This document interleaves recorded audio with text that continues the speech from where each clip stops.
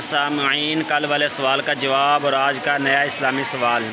کل سوال پوچھا گیا تھا کہ کس وقت وضو کرنا فرض ہے۔ اس کا جواب یہ ہے کہ محدث کو ہر قسم کی نماز جنازہ کے لیے وضو کرنا فرض ہے۔